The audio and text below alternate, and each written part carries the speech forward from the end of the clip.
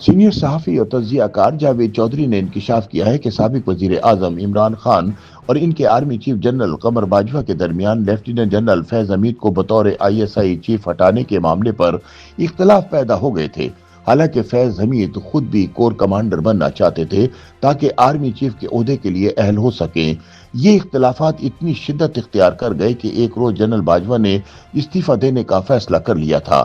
جاوید چودھری اپنی تفصیلی تحریر میں بتاتے ہیں کہ جنرل فیض حمید کو ISI کے عہدے سے ہٹانے کی بنیادی وجہ یہ تھی کہ کسی بھی لیفٹیننٹ جنرل کو آرمی چیف بننے کے لیے کم از کم ایک کور کی کمان کرنا ہوتی ہے۔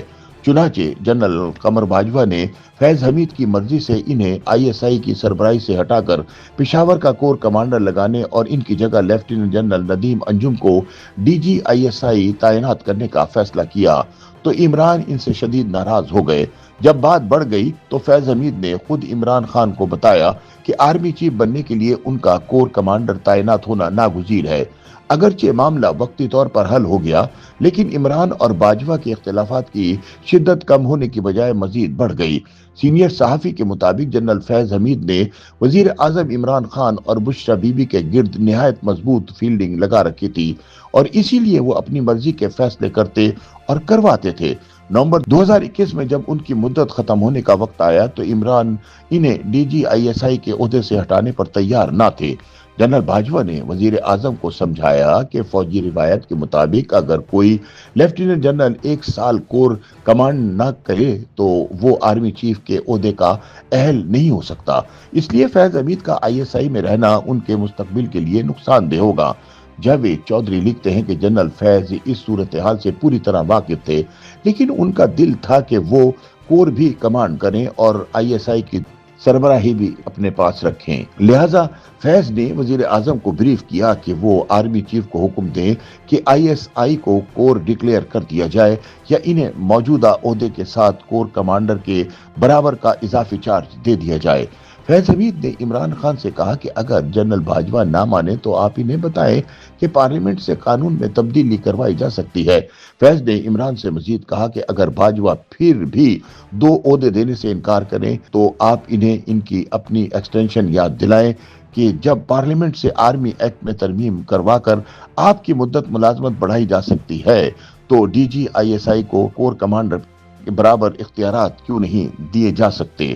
جاوید چودھری کے مطابق فیض حمید کی اس بریفنگ کے بعد عمران خان اور جنرل باجوہ کی ملاقات ہوئی۔ جنرل باجوہ نے وہی دلائل دیے جن کی توقع جنرل فیض کو تھی، جبکہ عمران خان نے وہی جوابات دیے جو انہیں رٹائے گئے تھے۔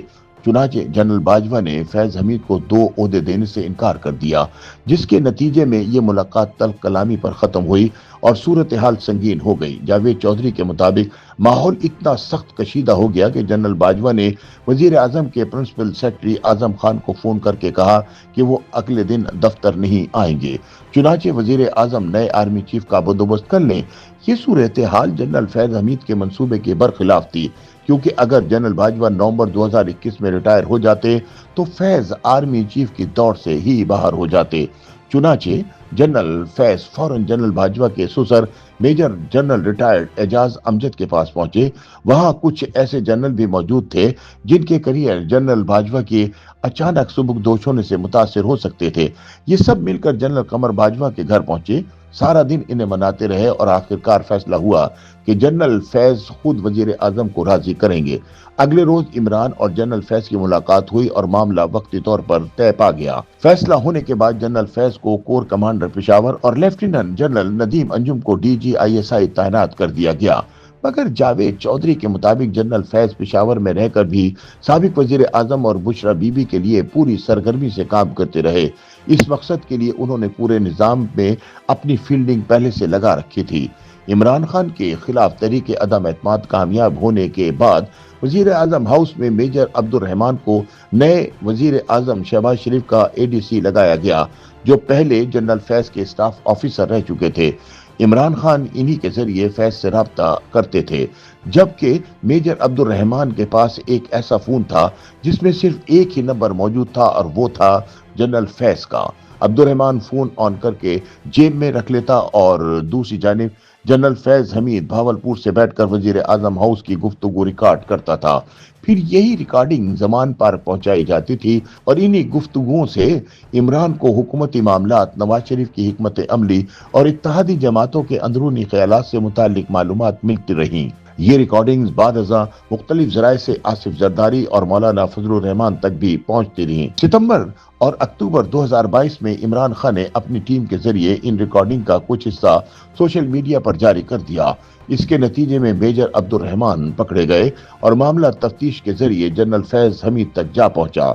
अगरचे वजीर आजम शहबाज शरीफ ने मेजर अब्दुल रहमान और जनरल फैज दोनों को तहरीरी तौर पर माफ कर दिया, मगर जावेद चौधरी के मुताबिक इमरान की इस हिमाकत से पहली बार फैज हमीद और इमरान खान के दरमियान शदीद तल्ख कलामी हुई। YouTube पर गूगली न्यूज देखने के लिए youtube.com की सर्च बार में गूगली न्यूज टीवी टाइप करें। गूगली न्यूज के पेज पर सुर्ख रंग के सब्सक्रिप्शन वाले बटन पर क्लिक करना ना भूलिए। YouTube पेज पर अपलोड होने वाली वीडियोस से बाखबर रहने के लिए बेल आइकन पर क्लिक कीजिए। आपको हर नई वीडियो के बारे में नोटिफिकेशन मौसूल हो जाएगा।